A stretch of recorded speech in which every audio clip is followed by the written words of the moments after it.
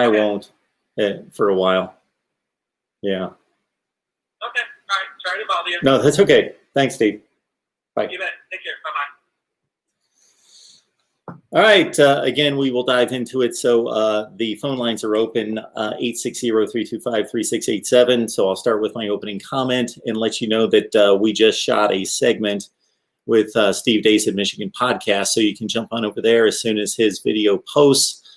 We talked about a half hour to 45 minutes and broke down the situation involving the Big Ten's decision not to play fall sports. And what, of course, that means right here is football. Not playing football in 2020. And again, just recorded a segment with Steve Dace on Michigan Podcast that I will upload here at MarkRogersTV, the voice of college football, sometime early tomorrow or maybe sooner. But the phone lines are open at 860-325-3687. I will certainly let you know that I am not in favor of this decision, and I will certainly let all of you know as I will take your comments and questions. MarkRogersTV, the voice of college football. Who's on the line? Hi, Mark. This is Anthony. Anthony, how you doing today? Mark, honestly, I'm liking what the Big Ten and the Pac-12 are doing, but honestly, I'm starting getting mad if the ACC, the other three Power 5 conferences don't decide to shut down. Honestly, I think this is the reason why they want to try to stay open to the beginning of the season. It's all about money. They don't care about the health of these players. In my honest opinion, the NCAA specifically doesn't care about the health of these players. That's why they want to kind of have a season and stuff like that. Well, I think you're just weighing two things. You're weighing money and health. And so those are two primary concerns here, but there is a lot more to do with it than that. Is just the money that goes straight to the universities for playing football. There is money that is going to be sacrificed by all sorts of employees and vendors and all sorts of businesses that surround these campuses. And the media contracts too, right? And the media contracts with ESPN. Well, yeah, if you want to go, I'm going to the small guy. I'm going to the little guy.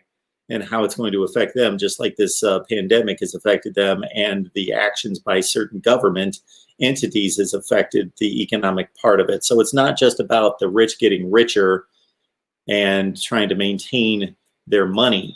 It's about money issues and economic calamity that's facing a lot of people on a number of levels because of these decisions. I think the players, if you measure this from just about any metric, I'm putting aside possible long-term effects that we're not aware of that are being speculated about, and studies are being done, but we won't know for years and years and years, that these players, by all reasonable thought, are just as safe, if not safer, in a bubble playing football than they are running around campus or running around town, just as normal students. Do you think what has to happen is, let's say, another big time player like, let's say, a Trevor Lawrence or Justin Fields decides not to play the season, then they cancel the season, the ACC, stuff like that? Do I think that a conference is going to make a decision based on one player saying they will play or not play? One star player who basically makes money for them specifically. Trevor Lawrence doesn't make money for Clemson. Clemson was making a whole lot of money ever before anybody knew the name Trevor Lawrence. Trevor Lawrence has nothing to do with how much money Clemson makes. No, specifically towards the ACC, because they market the ACC based off how well Clemson is doing and stuff like that. That's why I'm wondering.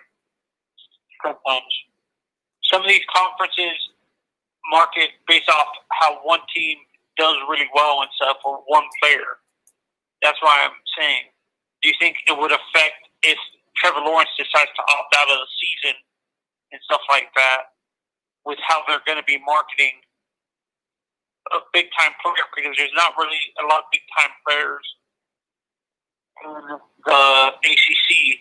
Like, there's only two, and it's Gregory Russo, who just opted out recently, and then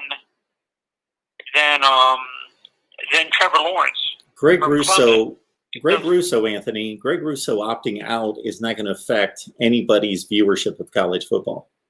Nobody that's currently watching college football is watching college football because Greg Russo started playing last year. They were watching college football before Greg Russo, and they'll be watching college football after Gregory Russo. I'm not understanding your point. So I understand. You don't honestly think of, but do you understand what I'm saying, though? Well, it's not a star-driven league like the NBA. Or the NFL. I would even say that the NFL does just fine when players go down. They have as much injuries as any sport, and it doesn't affect. No, it's not good when Drew Brees and Tom Brady get hurt. It's not good for viewership, but it doesn't impact it much at all. Oh, that's why I'm wondering. So you don't think? No, I'm talking specifically about the ACC specifically. I don't think it matters if Trevor Lawrence plays in regards to who's going to watch college football. For the ACC? No. ACC college football? Now, am I talking about if 13 less people are going to watch? Yes, that might happen. But I'm talking about in volume, in regards to numbers that matter. No more people are watching Clemson or the ACC today than 3 years ago before Trevor Lawrence stepped on the field. Okay, so you don't think viewership would get affected if other big-time players No. Decide to... I don't think that's why people watch college football. I don't think that's why people watch college football. Do you think that's an overestimation with viewership specifically, that it's a star-driven thing with college football? Do you think that's an overestimation? I think the coaches are more I think the coaches are more the stars than the players. Oh, so you think if a coach decided not to coach this season, that would affect? No, that's not what I'm saying. I'm saying that the coaches stay with the programs, obviously, a long, long time, and they're the recognizable faces of the programs. The coaches are. And I don't even think that's as strong a statement as it was in the days of Joe Paterno and Bobby Bowden when they stuck around forever. Or Jimmy Johnson or something like that. Well, Jimmy Johnson didn't stay at Miami for long. But anyway, any other points, Anthony? So you don't think that you don't think the ACC, the SEC, and the Big 12 are going to shut down their seasons? They're going to have a season. They're not going to close down they're not going to have a season.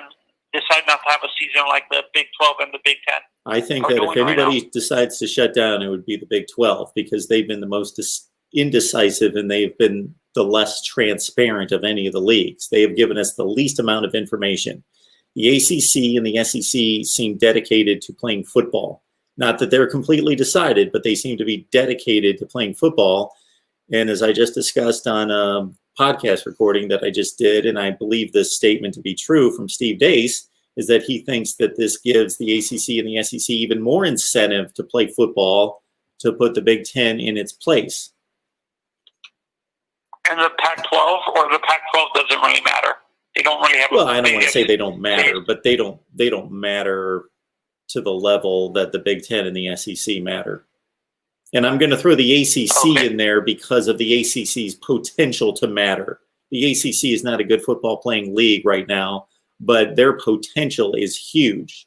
They're in a geographic portion of the country in which they should be so much better than they are and have the potential to be. All right, Anthony, thanks so much for the call. I want to jump on some of these other calls. I appreciate you calling. Okay, thank you so much.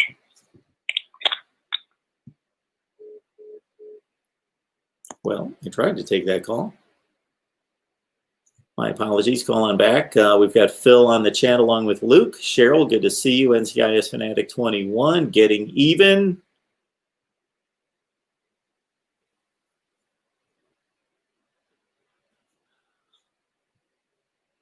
I thought that if there was going to be a league to shut down, it would be the Big Ten, because as I just stated a few minutes ago on the other podcast, that this league has always taken a conservative approach when it comes to academics and what they would consider to be moral issues, social issues. And I think that's typically admirable. But in this case, I think it's gotten in the way of making a sound judgment call. And for the good of the league long term, I think the Big Ten is going to suffer from this for decades to come. Mark Rogers TV, the voice of college football, who's on the line? Hey, Mark Rogers, it's Ballard. How you doing? Hey, Ballard. Good. How are you? I don't know. The Big Ten cancels the season. Pac-12's out. I don't know. I mean, do you think, looking at the SEC, obviously Greg Sankey doesn't want to cancel. No one wants to cancel. But do you think the chances are, like, what are the chances that they end up having maybe just the SEC this year? Like, the SEC, from what I'm hearing, is going to be the last to cancel, if anything. I have a feeling Greg Sankey's going to do everything he can to make sure it doesn't get canceled, obviously. Could we possibly see a SEC-only football season this year? That's funny that you bring that up, because I hadn't really considered that. But as soon as you made that statement, two things ran through my mind. One being, how do you have any type of championship, in a sense? Obviously, you've got nobody to play. So the SEC champion is the champion. They're the only league playing, and so they just play their SEC season. The SEC championship game is not the national championship game, but it's the SEC championship, and the season's over then. On one hand, and that seems kind of ridiculous because there's no competition from anyone. So when there's no competition, what's the reason to sports? But on the other hand, I think that the SEC would seize the opportunity to say, in a year in which all hell is breaking loose, all is collapsing around us, people's entertainment is being taken from them, their sports is being taken from them to a certain extent, we are playing. And the entire nation, if you love college football and have any interest in it, you're going to watch us. And it's a prime opportunity for the SEC to drive its stake as we saved college football. We saved the sporting public. Even if it was only for a year, you can count on us. We're playing, and if they could successfully complete a season and play an SEC championship game that would almost be a de facto national championship game, I think that they are licking their chops at the thoughts. Yeah, and here's some news, too, that just broke on ESPN. I'm looking at the app right now that broke a minute ago. The Pac-12 has officially called off its season, and it's looking at spring football. I'm going to be honest. I thought the first conference to cancel, honestly, I figured probably would have been the Pac-12. I don't know why. But I figured maybe the bigger conferences like the Big Ten and the SEC would have been the last to try to cancel. Yeah, I understand your thought process there, because the Pac-12 seems the least committed to football excellence, to being a championship caliber league. They just do. I don't know if that's fair to make that statement. Maybe the Big 12 would be there in that argument as well, but it just seems to mean, to take a spin off of the SEC's cliche, it seems to mean less in the Pac-12. Yeah, and so what's the news on the Big 12? I probably missed the Big 12. Have they canceled yet? No, okay. I've not seen anything. So far as go ahead. I was just going to say I've not seen anything, so I've been pretty well locked down since about 3:15. I started to record with Michigan Podcast, and so we recorded during that time. So I've had on the Big Ten Network to try to keep track of what's being commented on. But is there really any information besides the Big Ten's canceled the season and they're not playing? So all this other rhetoric is just talk about how this is going to hurt them or why they made the decision. And I just see this line of coaches, and I saw the Ohio State athletic director, Gene Smith, and I saw a few of his statements, and you can tell it's obvious that Ohio State was not for this, that they voted to play. And so I didn't hear a real committed statement out of him in regards to whether they're going to try to play. But to listen to Ryan Day and Scott Frost, and Jim Harbaugh to a certain extent. It sounds like they're going to be renegade programs and go out there and say, we'll play. Can we put together a season? Maybe they can. That would be something else, huh? Yeah, I was really surprised to see how the voting was on canceling the Big Ten season amongst the schools and everything. Yeah. I was surprised that Penn State voted yes to canceling the season. I mean, they had a really good chance this year to win the Big Ten. Sure. And they voted to opt out. I was surprised by that. Yeah, based on that, of course, we as football fans put a heavy dose on the football end of this, and they are looking at other factors. Of course, as a university, it's just not all about how good is our team this year. Do we want to play? Yeah, right. I got you. Well, hopefully, most likely, I think the last Power 5 conference to make a decision probably would be the SEC. I think there's still the ACC. So, I mean, it's, not all hope is lost at this point, but, I'm sure we can expect some news within the next week or so on those other conferences. Absolutely. Thanks for the call, Ballard. I appreciate it. You have a great day. Thanks, Mark. Have a good one. Yep. Thanks. Mark Rogers TV, the voice of college football. This is what we do each and every day. So, of course, as soon as I heard that the Big Ten had announced that it was canceling, had some other obligations involving Michigan podcast with Steve Dace. So please check out our video segment there. I think it's worth the watch as we discuss this from top to bottom. That should be released very soon. I'm also going to post that segment here at Mark Rogers TV, the voice of college football. And just to let you know that Steve and I get together each and every Tuesday for a segment on Michigan podcast that gets posted, I believe, later that day. So every Tuesday, jump on over to Michigan podcast and leave us some comments there on our segment called the 10-Minute War, which is a play off the 10-year war, Ohio State, Michigan. Then I actually take that specific segment between Steve and I, which lasts, it's supposed to be the 10-minute war, usually lasts like 15, 20 minutes because we can't shut up.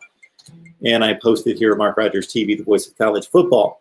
Also keep in mind that tonight at 7 o'clock Eastern time, we talk Florida State football here with our friends Logan Robinson and Jason Parker, and also big game James Coleman, 7 o'clock tonight, live here at Mark Rogers TV, the voice of college football. Who's on the line? This is FSU Nome. Hey, is this the first time you've called us? How's it going, Mark? I called about a month ago. Okay. We talked about this season being having lots of viewership. Okay. I remember that phone remember call. that? How you been? Yeah. I'm doing good. Good. Hot here in Georgia. I bet. If it's hot So, in Connecticut, well, then it must be hot in Georgia. Sure. Yeah, it is. So I'm thinking that, if we only have a couple conferences, they're going to be from the South.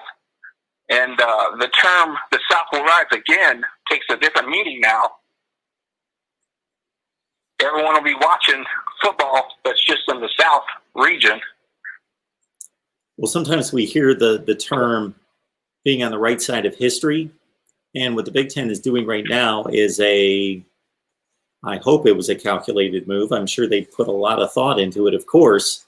But either there's going to be a college football season played successfully, and the Big Ten is going to look bad, and it's going to be difficult to recover to a certain extent and woo the best players in the nation from other parts of the country to come play for Big Ten schools in the future, or the season's going to turn into a debacle, and the Big Ten is going to be able to say, hey, we were looking out for the safety of the student athlete, and so we're going to continue to do that, so this is where you should be playing. But you're right, the SEC and the ACC already have an inherent advantage in regards to players and population shift, and this may prove to be I don't want to say a fatal blow to the Big Ten. It's still a powerful conference that made more money than anybody this most recent football season, but this is not going to be a good turn for the Big Ten if it doesn't work out well. And that's what I was going to call and ask you about, was I saw there was a decommit already from an Ohio State player, a pretty big one. I assume there's going to be more to follow. And this is an opportunity for the, I don't know, I guess the South or whatever, the conferences that do play, to pick up some decommits from other conferences. Yes. Potentially. Tunmisi Adalele, 4-star defensive end, decommits from Ohio State just a couple hours ago. There it is. Yes. Of course, this particular decision should only affect this football season, and they may play in the spring. I think that's an ill-fated decision, but so these particular players that are making decisions for 2021, of course, they're probably thinking, okay, well, this is a foreshadowing of things to come. So I want to go play with a committed football school. Number one. Number two, most of these high recruits get on campus in January. And if they're thinking, well, if they're not playing football this season, then they may continue to have football activities shut down at these Big Ten schools in January. Whereas I know if an Auburn or Alabama is playing football this season, well, they're going to continue to roll on through, and I'll be able to be on campus and start my football career at that school. Those are my thoughts. Yep. I appreciate your show, Mark, and that's all I wanted to say. Have a good day, man. Thanks for the good word. Catch you later. Thank you. Good, strong calls to start out the show here at Mark Rogers TV, the voice of college football. And of course, we did not plan this particular segment or live stream. But with the news of the day from the Big Ten, you know that if you lock it in here, we do our best based on scheduling to get on here anytime there is breaking news. So, keep in mind, for example, when Mark D'Antonio stepped down, when Mark D'Antonio stepped down at Michigan State, when Mike Norvell was hired, when Willie Taggart was fired at Florida State, when Mark Richt stepped down, we came on immediately to talk college football. We just had 2 calls coming in. Unfortunately, they both dropped off. So if that was you and you would still like to talk college football, please call back 860-325-3687. And I apologize, I can't keep up the banner that has the phone number and the comments. That I try to get everyone's comments to the screen, and the only comments I don't take to the screen are comments that involve commentary and discussions and debates between all of you that everyone else watching is not going to understand. Otherwise, I take all the comments to the screen. Mark Rogers TV, the voice of college football. Who's on the line? Hey, man, it's NTA, buddy. There he is. Hey, Tom. Dude, 2 days I've been calling you or texting you of all this stuff coming up, and oh my God, I was firing it off to you today, and it's just like, oh my God. I don't know what to say about this president for the Big Ten. I'm not going to go into his color thing or anything like that, but I'm just like, you wait till the middle of August and then all of a sudden, oh, it's all over. So yeah, I don't agree with the decision. I just wanted to bang with you and let you go with it. I do not agree with the decision. I think that these players are just as safe, if not safer, playing football in a bubble in which they are tested on a daily basis.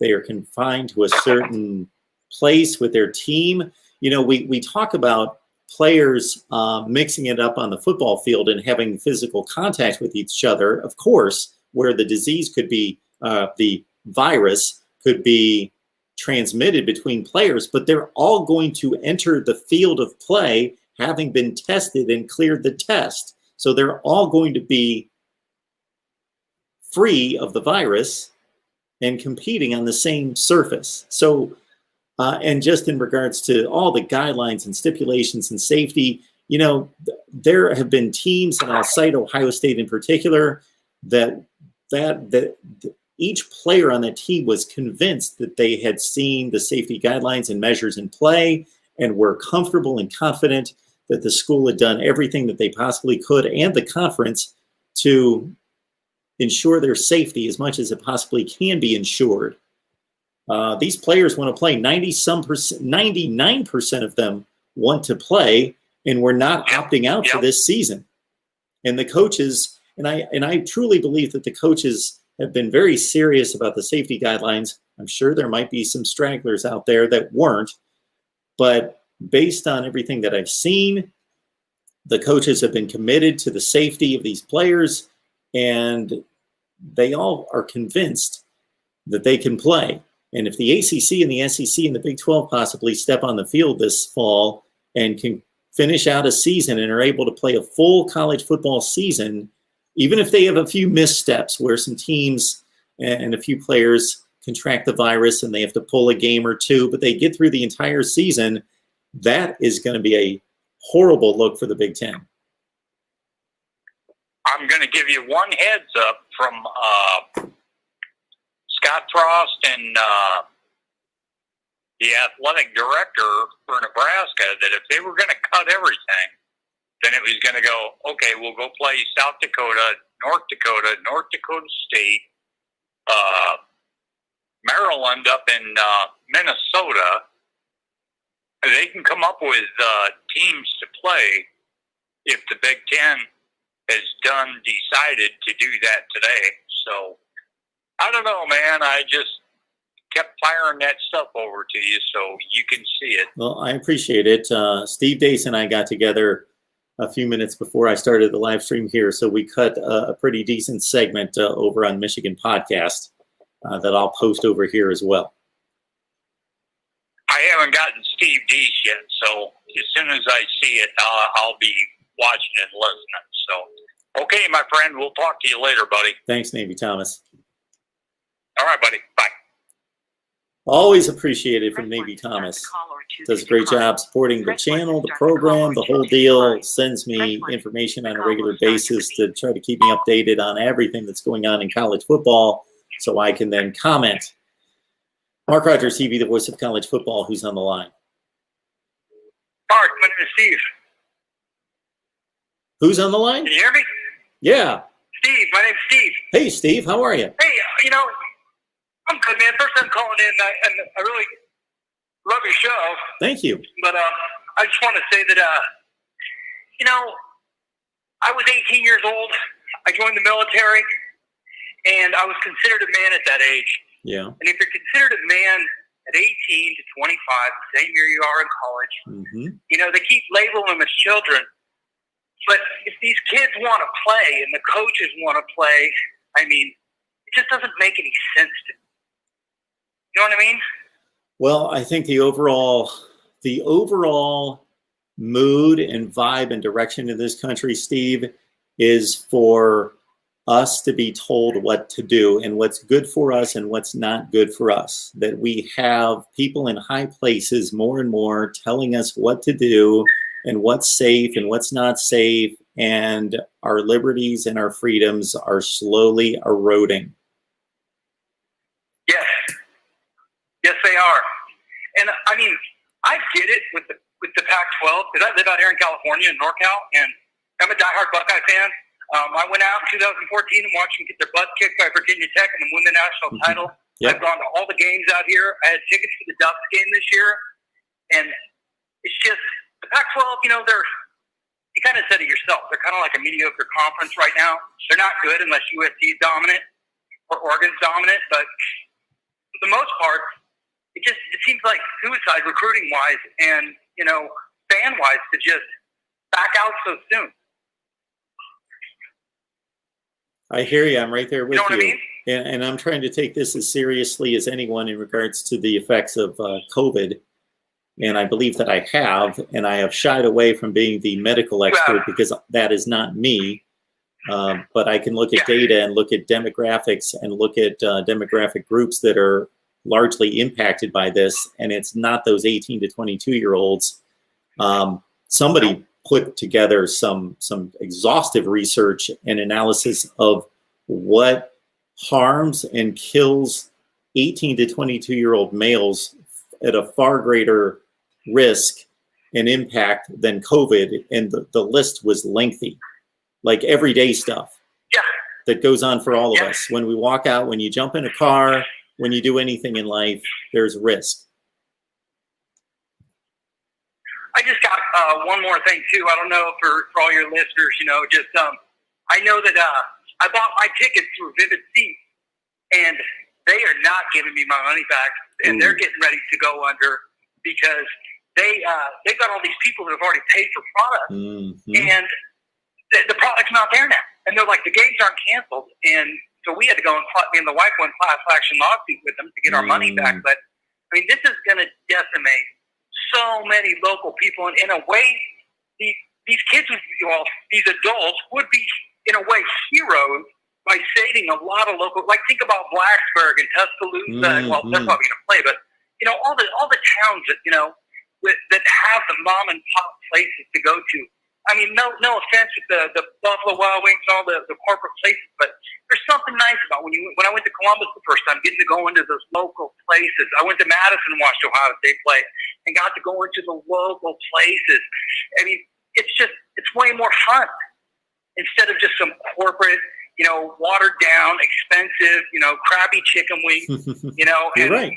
I mean, that's pretty much. I appreciate you taking my call, man. I didn't think you would, but I really appreciate giving me a voice. I take all calls. But like you say, just to put a cap around what you said, those type of establishments, those are the flavor. That's the core. That's the fabric of those towns, and that football experience on Saturdays and throughout the week leading up to the game and after the game. Yeah. And I mean, I went down and watched back in the Trestle era when we went down and Beanie Wells was hurt. We got our butt kicked by USC down in the Coliseum. I mean, if you've ever been to the Coliseum, there's a whole group of people that they rely on people parking in their yard for extra money throughout the year. That I mean, it's done. Yeah. Well, we got some other calls coming in. I appreciate the call. Mark, thanks for taking my call. Take care, brother. Appreciate it. Thank you so much. Press 1 to start the call or 2 to decline. Mark Rogers TV, the voice of college football, with 217 on the line. So a lot of people certainly interested in this topic. Who's on the line? Mark, Dave Waters. Hey, Dave. What's going on, man? That's one of the first ones I thought about with this, of course. Look at this. There was, our history together and all that. So absolutely. Thank you for calling in. This is David Waters from Gators Breakdown on the line here. Yeah. So hopped on just to, get to see your thoughts and all that, of course. It's, to me, only a matter of time before it trickles down to everywhere else. Hopefully it won't. I think SEC, ACC, and maybe the Big 12 will kind of wait as long as they possibly can. But, most of this is just all about liability in the end. And that's what scared me from the start, Mark. And I think that's just what happened. Yeah, and you were out in front of that when it comes to the liability issue, because everybody was just thinking, okay, this is a battle between money versus health. But few took into consideration until these players started to make demands and unionize, and I say unionize, but organize together and start to bring to light where their heads were, that a lot of us thought, oh, this is a legal issue potentially. This is litigation.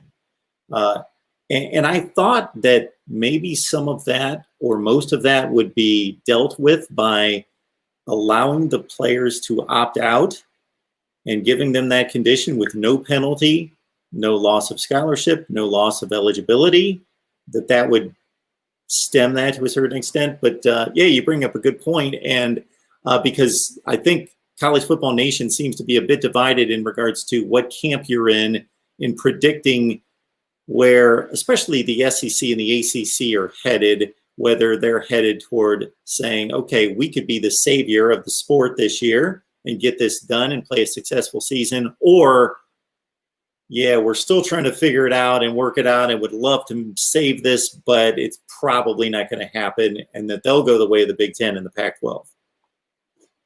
Yeah, it looks like recent tweets and reports and stuff seem like the SEC, ACC, Big 12 are kind of tied at the hip right now, and that Big 12 and ACC have kind of been talking behind the scenes that They may be more tied together than the SEC and ACC are. Kind of a surprise there. And they're looking at each other for what happens. They're saying maybe the Big 12 is kind of the linchpin here. I think if you have, it makes sense if you have 3 conferences over 2 that decide to play, then you have a majority, and you'll take your chances from there. But I guess the Big 12, I guess most are assuming will be the next ones to make the decision. If they decide to fold, it looks like they're pretty split.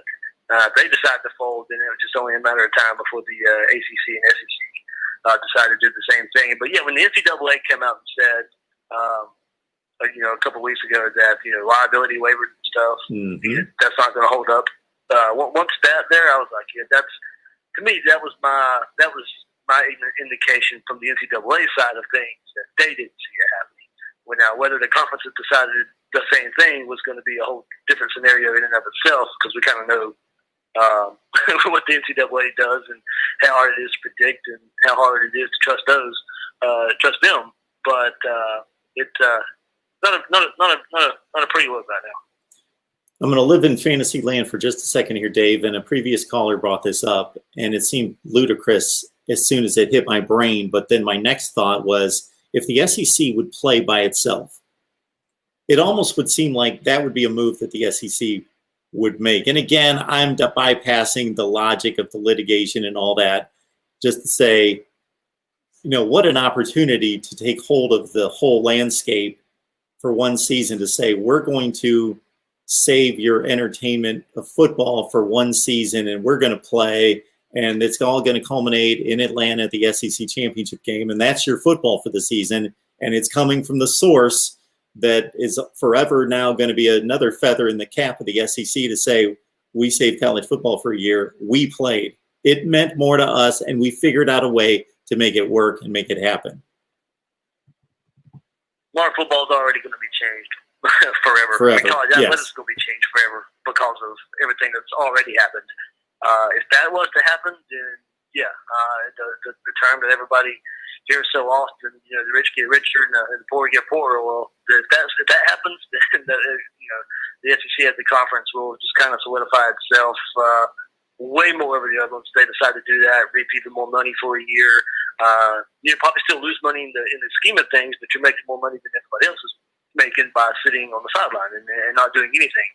So that would only widen the gap a bit in some aspects from the SEC and the rest of college football. And I see this brought up a lot too, and everybody's wondering what will Big Ten players and Pac-12 players do as far as maybe transferring to SEC schools and all that. Well, I mean, you got to remember, all their rosters are pretty much filled out, and unless the SEC is going to, the NCAA is going to allow them to have more scholarships, you're only looking at a few select players that's going to be able to go and fill up SEC rosters. It's not like you're going to be able to take the top 50, 75 players and go put them on teams.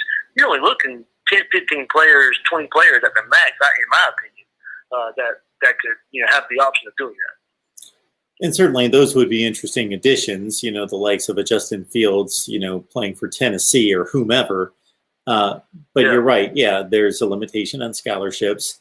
And also this would all these phone calls would be made at a point in which the conferences are still determining if they're actually going to play. So Justin Fields could be a Tennessee Volunteer for 3 days, and then all of a sudden the plug's pulled. Yeah.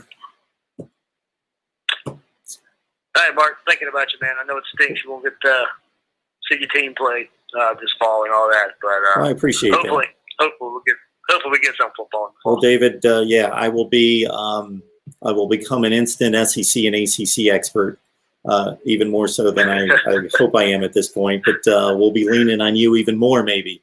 But and a tough spot for your Gators if you guys don't get to play, because I know, of course, any football that's missed any year, even if it's not a good forecast for your particular team, is just devastating. But with Florida looking for a big year, this is not good for you Gator folks either, potentially. So absolutely. That's one angle that Gator fans are really looking at. The damn almost third year, everything looking big, and they may not even get to play the season. And if you really love college football as a total, obviously there are people out there, they just watch Nebraska play or just watch Florida play, and they could care less. And as long as we're playing and ignore everything else. But if you love college football, even if you're entrenched in the SEC, for example, this has to hurt. I've heard from a lot of SEC fans that say, I hate the Big Ten. I root against the Big Ten, but this hurts. We want the Big Ten to play. We want college football. We want everybody involved.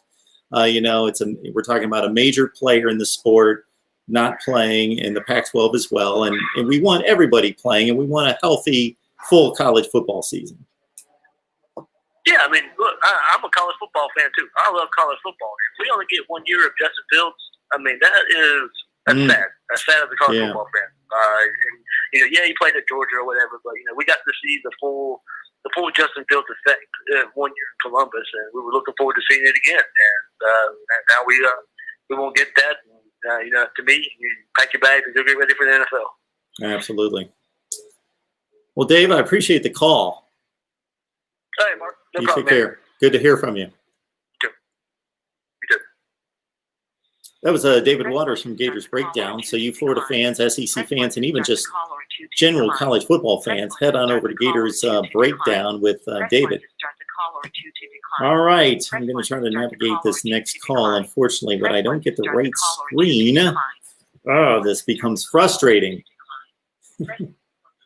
Here we go. Mark Rogers TV, the voice of college football. Who's on the line? Yeah, how you doing? Good. Hey, if a player gets a concussion, how come he can't go back in the game?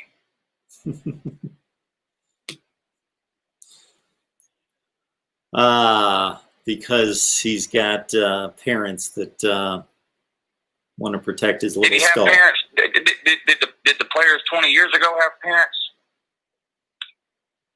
They did. So you're going by the way of we're smarter today. We've got more information. We've got more science to know what we should do. Not even so much that. This idea that people are somehow blown away and amazed that, oh my God, the players want to play. Holy moly!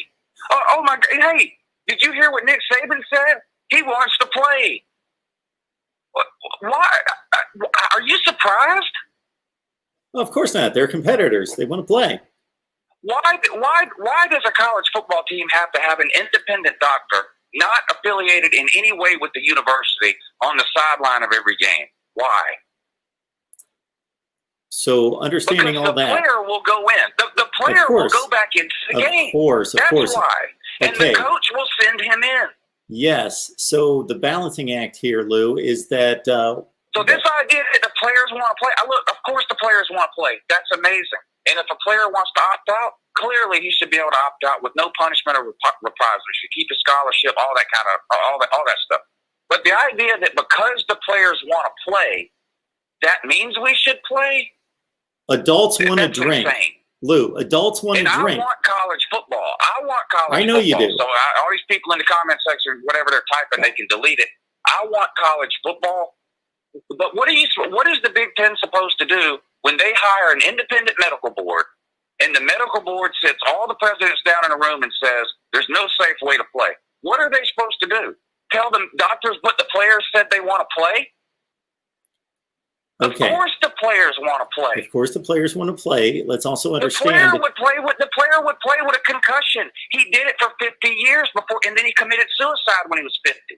Or whatever. He's drooling on him. So, I mean, players cannot be involved in issues of health and safety. They can't.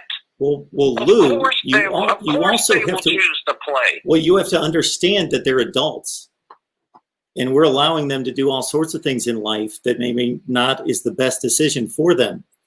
You're also making a case. I heard you about car accidents. Has anyone ever gotten in a car wreck and killed themselves because they were playing football? You were also commenting, Lou, about concussions and the other aspects of the sport that are harmful. Based on your argument, we should cancel football, period, regardless. No.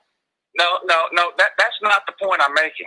The point I'm making is if a player gets a concussion and you ask him right now, with all the available information we have, the player would go back in. Mark, we see it all the time. The player gets up off the field and tries to pretend like he doesn't have a concussion, shoos the trainer away. Yes. We see it every week. What I am emphasizing with all the comments I've made concerning this issue is that there is a balance, and there's a gray area somewhere in the middle where there's a decision to be made. We could go to a number of things in life and say, this is bad for you if it's excessive, but it's still free to indulge in society. Drinking, for example. If we were going to be completely safe, we would say nobody drinks. Nobody drinks because bad things happen when people drink. But do we do that? No. We allow it. We do have rules and regulations. That's a false equivalency. We pack 100,000 people in the stands to watch NASCAR drivers go 200 miles an hour in a circle. Exactly. One of them die. Yep. Yes. What do we do as soon as it starts sprinkling? We cancel it. There are some risks that our society has deemed acceptable, and there are some that aren't. Exactly. And if the Big Ten, and I'm no and that's the point I'm making, fan. Lou. I'm a college football fan, but listen, if the Big Ten goes out and hires a medical board and they spend 3 months telling us we're going to do what the medical board says to do, and the medical board comes in and says you can't play, what other option did they have? Well, what information is the Big Ten privy to that the other conferences aren't? That they're not making this decision? Maybe they will in 3 days. That very well could happen. The point I'm making, Lou, is that it's not a cut and dry situation. All of this involving COVID in regards to the balancing act of living your everyday life, making money, living a healthy, productive life versus protection of the person, the individuals, and everybody they could affect is not a black and white issue. It's a thought of we need to gather as much information as possible, be reasonable, be wise, but we can't be in fear and locked down, or we would have all hidden in our houses for the last 6 months. And now we're hearing that wouldn't even have necessarily been the wise thing to do. In the spring when we're playing baseball, college baseball, and it lightnings, and they make the players come off the field, they should take a vote. And if the players want to play in the lightning, they should let them play in the lightning. I never made that statement about the players. Struck by lightning, Mark? I was just giving acknowledgement to the players having a voice in this. I wasn't saying that the players should dictate whether they play. Allowing a player to opt out and keep his scholarship is letting the player have a voice, isn't it? Yes, and they have that option, and some of them have exercised that. 75 or 80 of them? So there are some that have measured the risk, and the risk is minuscule. And again, I have treaded lightly in making this statement because I say it all the time, that if it was my child or my family member, when it impacts you directly, you have a different thought about it. But the risk is minuscule. Now, the one thing I will save in this is that we don't know what the long-term ramifications are. Well, apparently I don't know the name of that. Have you seen the name of that heart condition that's floated around the last couple of days? I can't pronounce it even if I see it. I just heard it on the Big Ten Network a few minutes ago, but I don't remember. Yeah, apparently that weighed into the Big Ten thing, and I'm not going to give an opinion on that because I don't know anything at all about it. And unfortunately, I think it's been proven. I think it's been proven time and time again that I'm all for the athletes coming out and saying they want to play. I'm a little surprised that people are in such awe. Oh my God! Can you believe Trevor Lawrence wants to play? Well, yeah, I can believe it. They all want to play. I want them to play. I wish that something would. I don't know what we could have done different as a society, or what the Big Ten could have done. I don't know. I wish we could play. Well, it doesn't really matter. But my problem is this idea that if the players want to play, they should be allowed to play. That's ridiculous. Well, this is a minuscule point I'm about to make, but I find it ludicrous that just because Justin Fields or Trevor Lawrence say they want to play, that all of a sudden people take notice. Like their vote should count more than other players, just because we know their names. Yeah. Lou, again, I want what's best for everyone involved. And if that means, and that's something we don't know, and in a sense, we'll never know because we'll never know. We'll never be able to make a case study of, well, we all decided to play the season. We played the season, and this is what happened. Versus we took everybody off the field. We didn't play a season in any sport, and this is what happened. We can't do that. But there's going to be a right side of history and a wrong side of history, and I'm going to reserve my judgment and to be critical, because these people actually have to make the decisions when they don't know for sure how it's going to wind up. So the Big Ten may. I'd hate to be any of these people. I'd hate to be Kevin Warren. Absolutely. I mean, he better, Kevin Warren's going to have to go into hiding, that Big Ten commissioner. And I'd hate to be the commissioner that says, let's play. How's he going to sleep for the next 4 months? You know what I mean? Because, the more cancel, the more that cancel, the worse the repercussions will be for anyone who makes the decision to play and something goes wrong.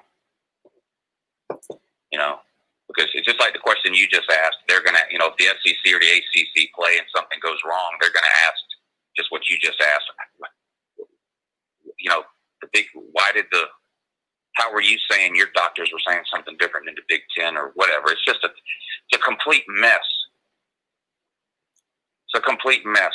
And, a lot of people have, never mind, I think I made enough people mad.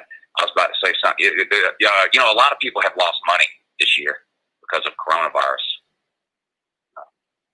But people now seem amazed that college football might lose some. But yeah, it's not a good situation, of course, and it's judgment calls need to be made, and I would want them to be made on the side of caution first and foremost. And I'm making a judgment call myself by saying that this is I'm not hearing all the information that they're hearing. I don't have the frontline face-to-face conversation with the medical experts like they do. But based on everything I've gathered, I wish they would have waited. I just wish they would have waited a little longer. I mean, the Big Ten never even postponed until September 26th. I mean, up until an hour ago, they were scheduled to kick off on Labor Day weekend. Well, yeah. Now they're not. Now they're, why not push it back 3 weeks? I would have been all for that. And people would have been mad if they would have done this, but this would have been the best thing to do. Cancel all on-campus classes. There's your bubble. That's the only way to secure these kids on campus. You can't have 40,000 kids on campus, but then tell the football players they don't have to go to class. So they should have just canceled in-person classes in all these universities a long time ago, brought the football team in, bubbled them up like the NBA did or whatever. And, I'm sure there's computers in the athletic facilities. They could have done their classes online like every other student, but they wouldn't have been surrounded by 40,000 people from all 50 states and 40 different countries. If there wasn't the issue of older professors and coaches and other staff on campus, I would say,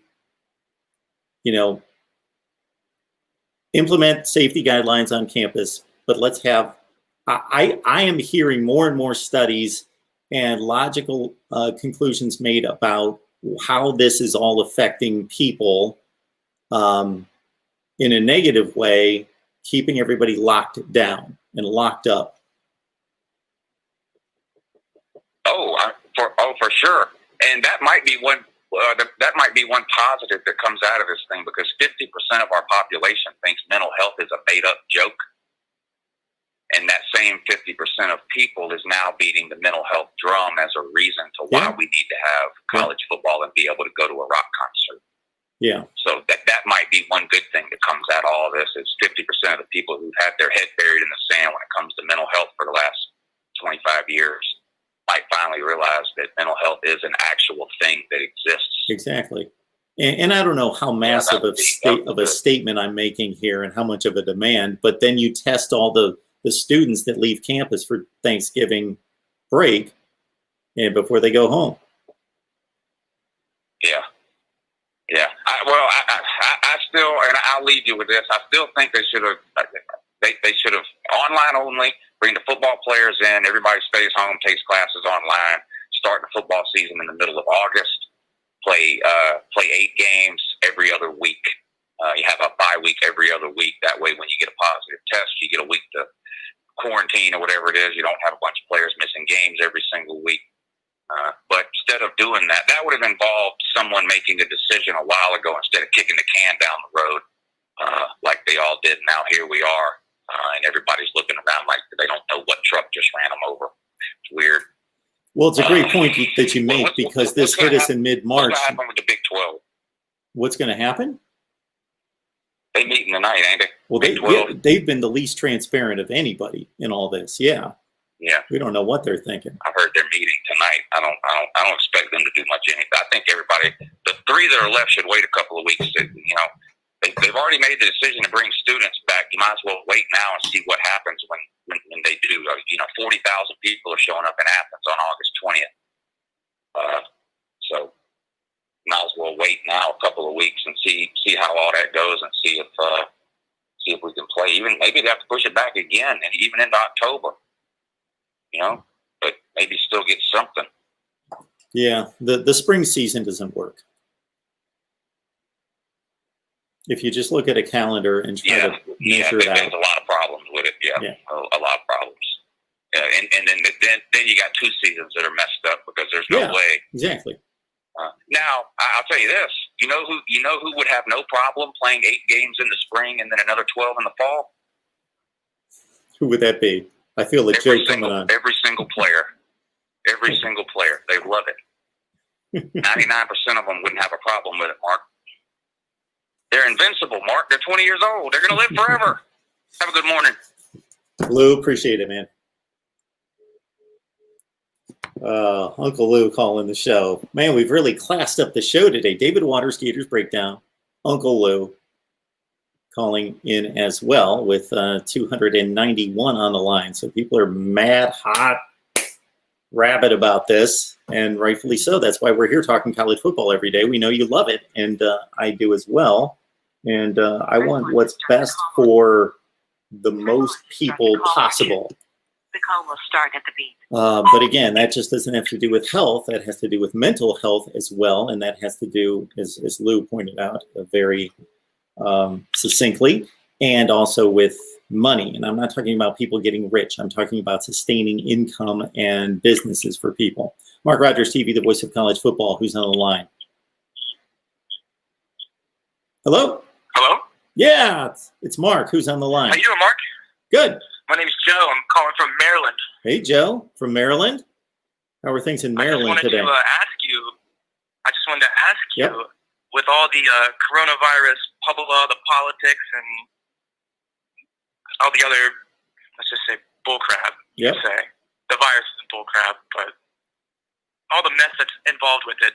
How much of the college football season cancellation is due to human error, the Big Ten not having a plan, and sitting around like fat cats waiting for the NFL, waiting for other leagues, seeing how they would go, and now not having a plan? They need to delay the season in order to cut their losses, per se, or just not look as bad, saying we didn't have a plan. So let me ask you a question before I answer yours in regards to when you made that statement about the virus itself. Well, what do you think of it? So you gave us an indication of what you think of the virus and the severity of it. I actually know people who have had it. I know people around me who have had it, so I'm not denying that its existence or its severity, but I think a lot of it gets caught up in like the internet media storm and the fear mongering and the fear factor, and it's hard to get the right facts. No, I think that's a good point. Okay, I'm right there with you. So basically, you're asking me if there was any leadership among the Big Ten to make its own decision. Well, I think the Big Ten, whether right or wrong, is taking some leadership here. They're certainly not relying on others to make their decision for them. They were the first one to jump out there among the Power Five, and they have the most money to lose along with the SEC. So it's one thing for the MAC to make a decision because once the Power Five non-conference opponents that pay all the bills for the MAC, those games were taken off the table, meaning a Kent State had Alabama, Kentucky, and Penn State all scheduled at somewhere around $1.5 to $1.8 million as a payday per opponent.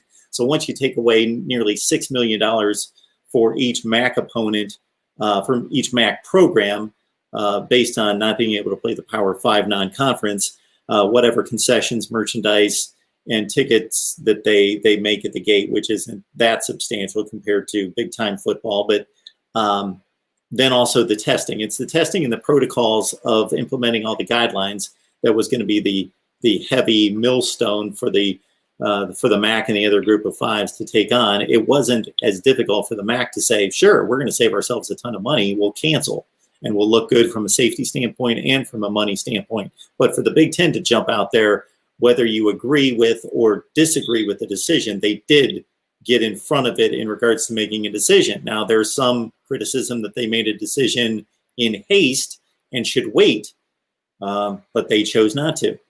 So we can't fault them for being followers because they weren't. Do you think that I didn't look great into the story? I just saw the breaking news after I got done doing a workout today.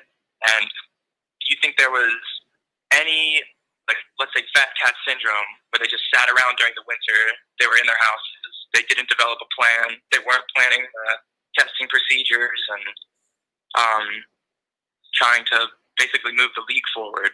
They were being stagnant, and now they're in a position where they have nothing in place basically to get these players back into the stadium. They just didn't. They were lazy. They were scared. They were lazy, and now here we are. They're forced to almost cancel. Do you think that could be a possibility at all? Scared, maybe. Lazy, I don't think. I think these people work hard. They really do. Most of them, I'm not speaking for everyone, but having been involved in covering college sports, like I cover college sports now, but I mean intimately close to the situation there on campus on a regular basis. These people work day and night. They work hard. Now, whether they were fearful, I think once litigation became obvious, when players started to organize and state their demands, and many of those demands could be linked directly to, we're going to take action against you if things don't work out well for us, then that's where the fear came in. And I'm not saying it's not justified. Okay. I understand. Well, that's really all I had to say, honestly. Good call. Appreciate you taking the call. It's my first time actually watching your show. I heard of my other friend. We're here every day talking college football. Thanks for the call. All right, sounds good. Thanks for taking. Have a good one. You too. Somebody discovered us today. It's good to know. Gerald Fields. I've yet to see that name on the live chat. So welcome as well.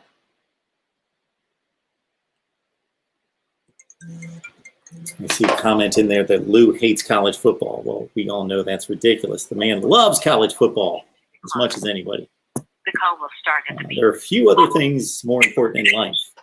A few. MarkRogersTV, the voice of college football. Who's on the line? Hey, Mark, it's McD Sports Store. How are you doing? There he is. McD, I know where you side on this.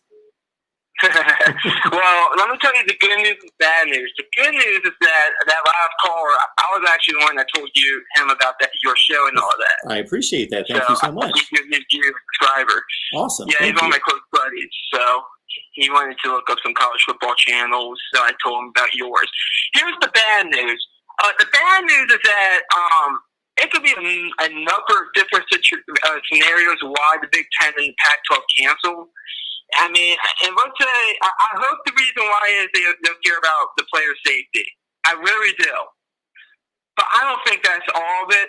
I hope they didn't just call it their pants down without a plan. And if that's the case, I know Larry Scott, the Pac-12 commissioner, I know he already had some issues with like a payout or something. I know he was under a lot of trouble, and Kevin Warner, they both need to be replaced immediately if they got caught with their pants down. That is poor leadership. They are in charge of a whole Power 5 conference, and overall, I am very disgusted by the moves that I saw today by both of those conferences. I think it's an absolute joke. I think that Nebraska's going to play a season, and I'll make a prediction right now. Nebraska will leave the Big Ten and join the Big 12 when conference realignment happens. Yeah, they could jump on back to the Big 12 if the Big 12 decides to play. And I have plenty of points to make. Another point is I hope they let these players such as Justin Fields and all these big-time players that only have 1 year of eligibility left, I hope they let them transfer, give them a waiver that they can play, and they go play at ACC school or SEC school, because those conferences will be playing this fall. Definitely. Those doctors okayed it, which kind of goes to my other point. Why did the Big Ten and Pac-12 doctors not okay something, but the ACC and the SEC doctors okay the college football season if they're all following EDC guidelines, supposedly? Okay, McD, you've unpacked a lot of stuff here. So let me start with this. So I've asked the same question. Okay, the same medical information is out there to all the expert community, although they all have different interpretations of it. So I don't know how much news you watch, but all you would have to do is watch the news over the last 5 or 6 months to hear, especially once this pandemic got rolling and became an everyday thing, versus the economic impact and the impact on our lifestyle in America, where different doctors that are all highly qualified have different opinions on where these guidelines should stop and where they should start. So there's metrics, then there's interpretation of the metrics, because it's not all black and white, like, okay, 2 + 2 = 4, therefore we need to do this.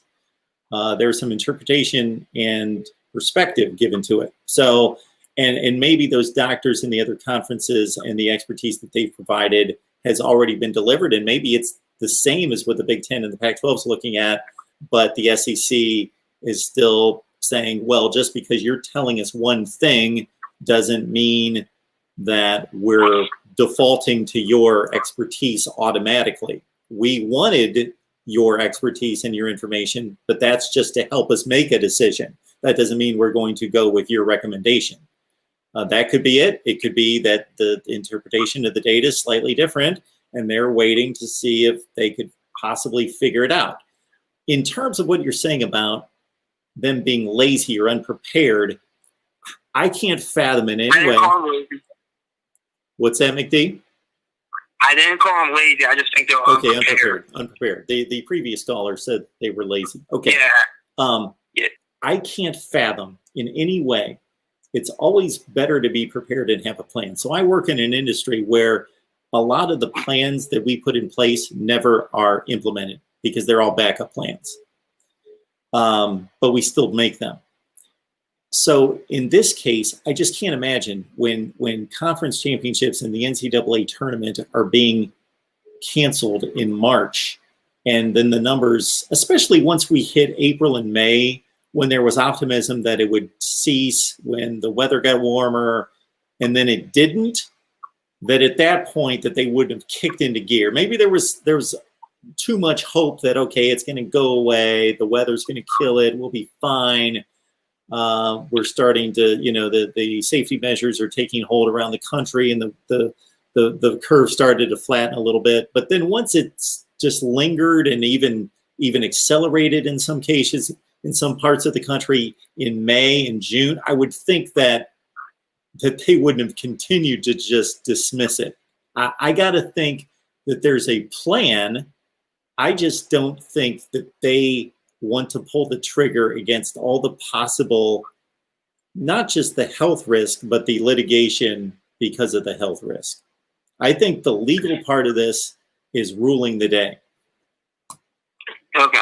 And I always said, I think liability, I think, is the one thing that I think you can make an argument for possibly canceling the season, even though I disagree with it. Personally, I think, and I'm going to attack Kevin Warner here, because he said he is okay with his son, who is attending Mississippi State, going ahead and playing college football at Mississippi State, who will have a season this fall because their doctors okayed it. But he said he wants the Big Ten to go to the spring. I think he's a hypocrite, and I think he should be let go immediately. I think I can't, and I also think the presidents who had the final word on this decision, I think some of these presidents don't even know what football is. They know absolutely nothing about football. their degrees on finger painting, and I really think this decision was made out of beer porn more than anything, which is very sad. And I really think that the Big Ten, I think they're going to be screwed. I really do. I think the Pac-12 stuff, when they do conference realignment, they're going to do the 16-4 thing. The Pac-12 is going bye-bye. So we'll see what happens there. But I think I really thought the Big 12 would go bye-bye if it's a 16 teams, 4 conferences. But I think it's the Pac-12 now. They're going to lose a lot of money, especially with that TV contract. And I really hope that I know this is a damn if you do, damn if you don't situation, but they better be right, the Big Ten and Pac-12, because if the ACC and SEC plays and they decide and it looks at everything's fine, it's not going to be a good look for those 2 conferences. And I got to find a new team to cheer for, because I refuse to pull from Maryland and to either get the hell out of the Big Ten or Kevin Warner's let go. So I got to find a new team to cheer for. McD, we appreciate it. Thank you so much for the call, man. We appreciate it. Oh, you know what? You can stay on for a second here. I was trying to take another call. I'm running up against a lot of deadlines here. So, okay, gotcha. I'll call you on the next live show. Thanks, McD. Appreciate it. Bye-bye. And Pigskin Pete, you out there? Give me a call. One more shot here. I appreciate it. And sorry for the delay. And I got a lot of things tugging at me right now. So we'll wrap this up soon, but want to hear from Pigskin Pete. There we go. Pigskin. You're harder to get in touch with than the Big Ten commissioner at this point.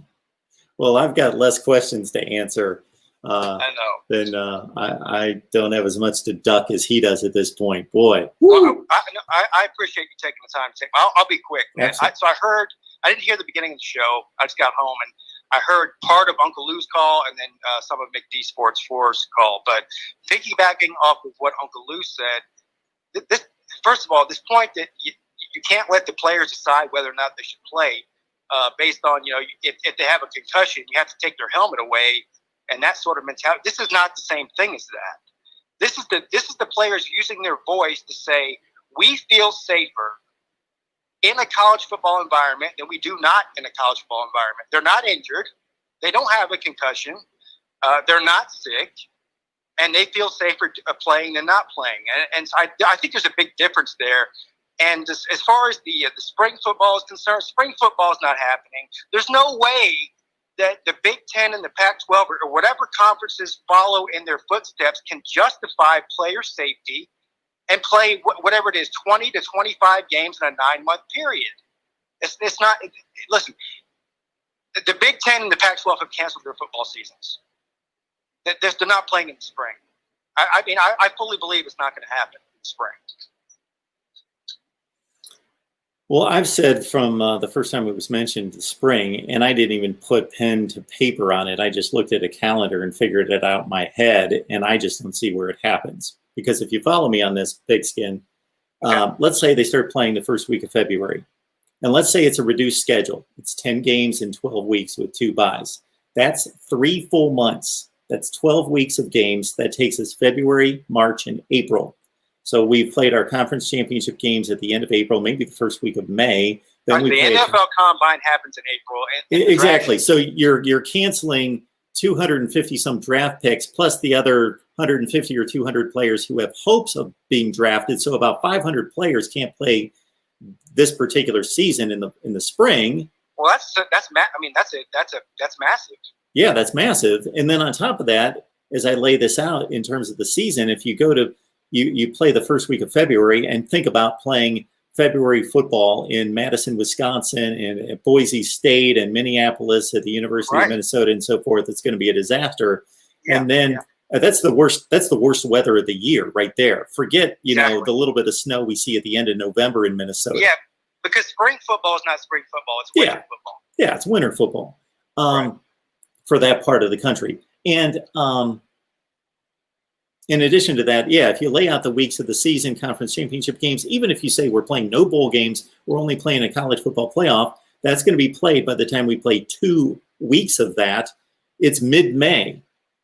And so then we're going to ask them to turn around and start preparing for another college football season. And we haven't even addressed the front end of it, Pete, where if you're going to play a game the first week of February, we're asking these kids at Christmas time to come to campus and start training to play a college football season. Yeah, spring football's not happening. No, I mean, at least not in the Power Five. I mean, maybe in the FCS, but I think the FCS is going to run into similar problems as the FBS would. I mean, not as many draft picks, maybe, but all of the operational, problems will still be there. So, in effect, unless Nebraska and Ohio State and maybe a handful of other teams out of the Big Ten somehow try to finagle their way into getting on another Power Five schedule, ACC, SEC, or possibly Big 12, then their season is over until the fall of 2021. I see less than 1% chance that they play in the spring. I'm right there with you. It just doesn't work. The situation's not necessarily going to be better from a health standpoint. And then on top of that, it just logistically doesn't work in the calendar. Right. I'm right there with you. Yeah. All right. Well, I know you're up against some time here, so I'll let you go. Thanks for taking Appreciate my it, man. Always. Pigskin Pete, join him on his YouTube channel, Pigskin Pete. Anybody else who called, I appreciate it. We've got 300 on the line. I would hate to shut it down right now, but I really have to. I have other obligations. We do have a Florida State football show coming up at 7 o'clock Eastern time. 301 on the line. Please, it's been a great show, a lot of great calls, a lot of great comments, heavy hitters calling in like Pigskin Pete, Uncle Lou, and David Waters from Gators Breakdown. So for whatever you've missed, please wait for the video to post, which takes about 15 minutes. Jump on and catch the rest of the conversation. And I will be here as much as possible as I can be over the next several days to address the Big Ten canceling, the Pac-12 canceling as well, and who knows what's going to happen and what decisions are going to be announced in the next several days. Thank you so much. And Pete Digits reminding everyone, as many of you have in the chat, Alan as well, thank you so much for your support and reminding everyone, please like the video. Even if you don't agree with my opinion and analysis of college football, I hope that you like what we do in providing college football discussion, debate, and analysis each and every day right here at the Voice of College Football. So again, we will be back at 7 o'clock Eastern time.